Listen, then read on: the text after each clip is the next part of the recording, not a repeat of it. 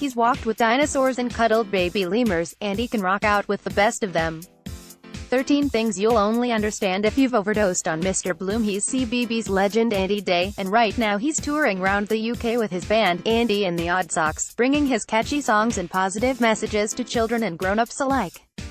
So when we heard he was coming to Shepherd's Bush, we asked you what you'd like to ask Andy, and I sat down with him to find out the answers to all those burning questions. We'll get this one out of the way first. Andy, have you had any disturbing fan mail?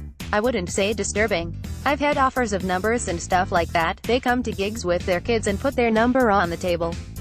I think it's just a lot of banter, really, because parents sit in front of CBeebies, and want to sit in front of CBs most of the time, so you see enough of someone, and it's just a bit of online mom and dad banter. What's been the most difficult animal you've had to work with? Funnily enough, it's the porcupine in Andy's Wild Adventures. Their defense mechanism is basically to turn around and back into you with their spines, and it did quite a lot. And you'd think, oh, it's alright, it's not a huge animal, you just get out of the way, but when you're in a small enclosure it was quite difficult. So I got sparked a few times. And there were a couple of meerkats that bit me. You don't think of meerkats as being vicious.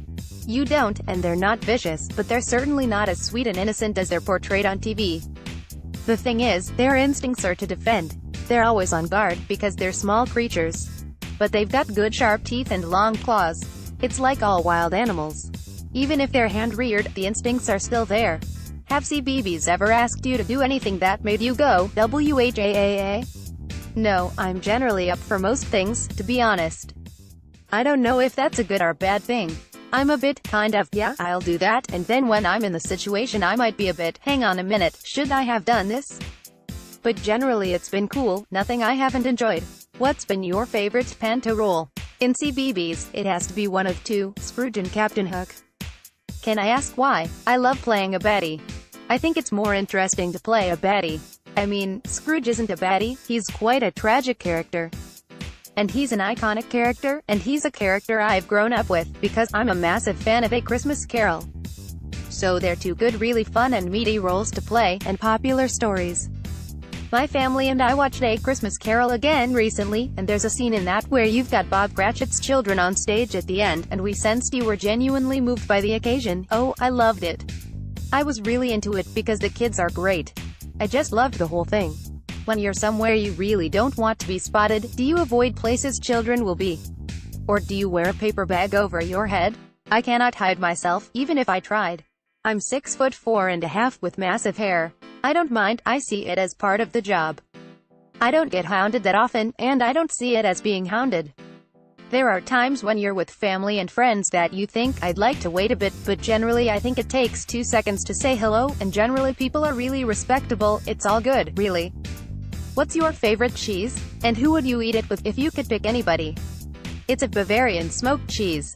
I don't know what it's called. After a brief exchange with my wife, who is sitting nearby, we established that it is in fact called Bavarian smoked cheese. I'd eat it with the cast of Back to the Future. Okay, I did not see that coming. I'm obsessed with Back to the Future. And I like all the stories of what happened when they filmed it back in the 80s. There's a lot that went on. There was one actor, Eric Stoltz, who was there for 6 weeks, and then they re-filmed it. I'd like to question them on everything about the film. Although I probably know most things about the film these days. Do you think the National Museum needs a new cleaner? I think probably, yeah.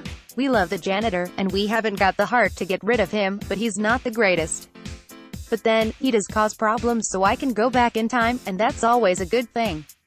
Your band is called the Odd Socks. When you do your laundry, do you pair up your socks afterwards, or do you leave them unpaired? No, I leave them random.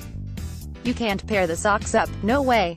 It's against all rules in the Odd Socks. Can you tell us about the Odd Socks and how it got started? Well, it was written with a music production team called Bunker Sonics, who were friends of mine. They wrote all the music for Andy's Dinosaur Adventures, and we wanted to write an album that wasn't just good for kids, but good for parents as well.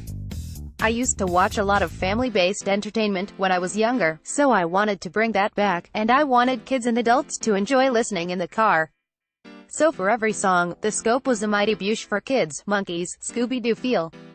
We noticed the songs were based on these odd characters who just get on with things, because they're themselves, so there's a strong underlying message. It's good to be yourself, we're all different, we're all unique, embrace it.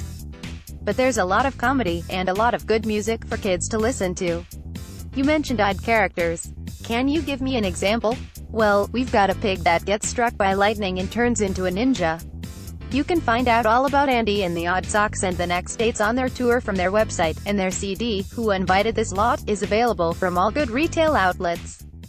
More, Liam Gallagher says he will read CBeebies' bedtime story, If I Can Curb My Tongue. More, why does Pondo remove his pants on Bing? Some parents really hate this guy. More, celebrities celebrate their Blue Peter badges as show airs its 5,000th episode. It's extraordinary.